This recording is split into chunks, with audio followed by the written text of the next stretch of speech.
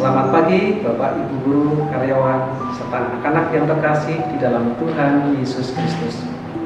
Selamat berjumpa kembali dalam renungan PKSM hari yang ke-14, Senin 14 September 2020. Sebelum mendengarkan sabda Tuhan dan merenungkan, marilah kita berdoa terlebih dahulu. Dalam nama Bapa dan Putra dan Roh Kudus, amin. Allah Bapa yang makasih, puji dan syukur kami panjatkan kepadamu atas berkat perlindunganmu di sepanjang istirahat kami tadi malam sampai saat ini.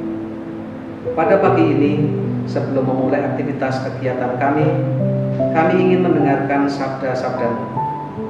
Bukalah telinga dan hati kami, agar kami mampu mendengarkan, memahami, dan melaksanakan sabdamu yang kudus dalam hidup kami sehari-hari. Semuanya ini kami mohon melalui perantaraan Putramu, Tuhan kami Yesus Kristus, yang hidup dan berkuasa kini dan sepanjang masa. Amin. Dalam nama Bapa dan Putra dan Roh Kudus. Amin. Tuhan beserta kita. Inilah Injil Yohanes bab 3 pasal 13 sampai 17. Dalam percakapannya dengan Nikodemus, Yesus berkata, "Tidak ada seorang pun yang telah naik ke surga selain daripada Dia yang telah turun dari surga, yaitu Anak Manusia.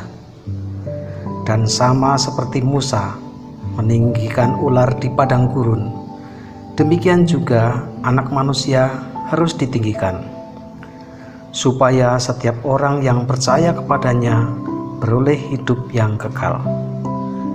Karena begitu besar kasih Allah akan dunia ini, sehingga Ia telah mengaruniakan anaknya yang tunggal, supaya setiap orang yang percaya kepadanya tidak binasa, melainkan beroleh hidup yang kekal.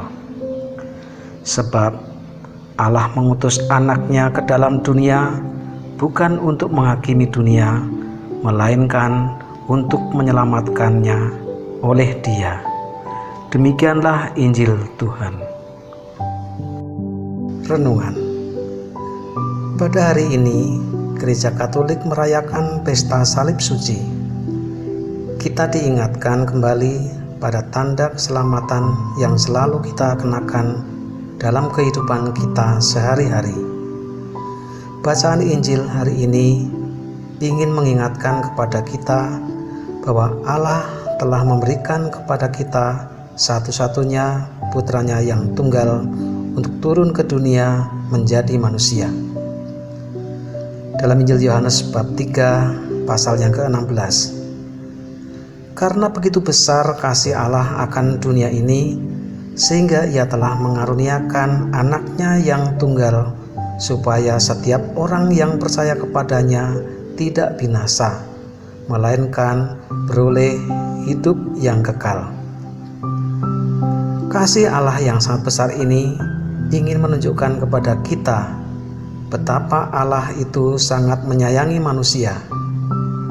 Ia merelakan anaknya yang tunggal untuk meneruskan misi Allah di dunia, yaitu menyelamatkan semua manusia.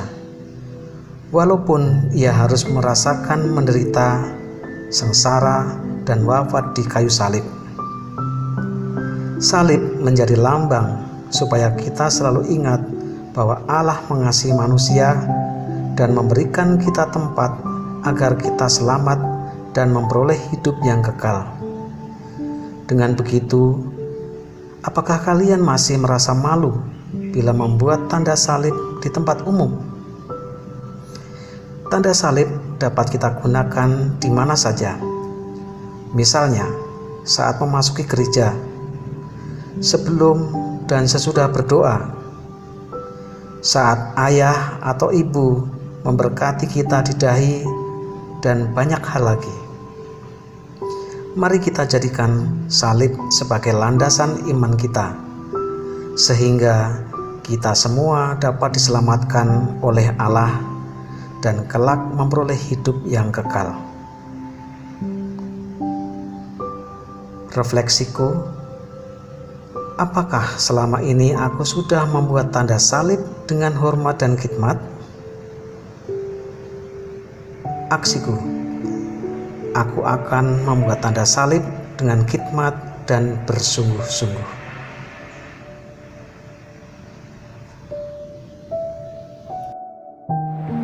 Bapak, Ibu guru, karyawan, serta anak-anak yang terkasih, marilah kita akhiri renungan hari ini dengan berdoa. Dalam nama Bapa dan Putra dan Roh Kudus. Amin.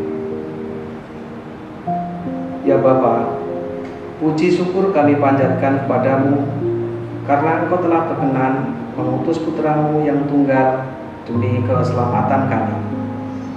Ajarilah kami agar kami dapat semakin menghayati pengorbanan Putramu di kayu salib dengan bersungguh-sungguh saat membuat tanda salib. Sebab Engkaulah Allah yang berkuasa kini dan sepanjang segala masa. Amin. Dalam nama Bapa dan Putra dan Roh Kudus. Amin. Terima kasih sudah mengikuti renungan pada hari ini.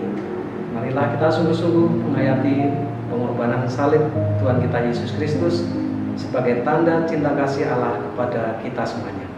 Selamat pagi, selamat belajar, Tuhan memberkati.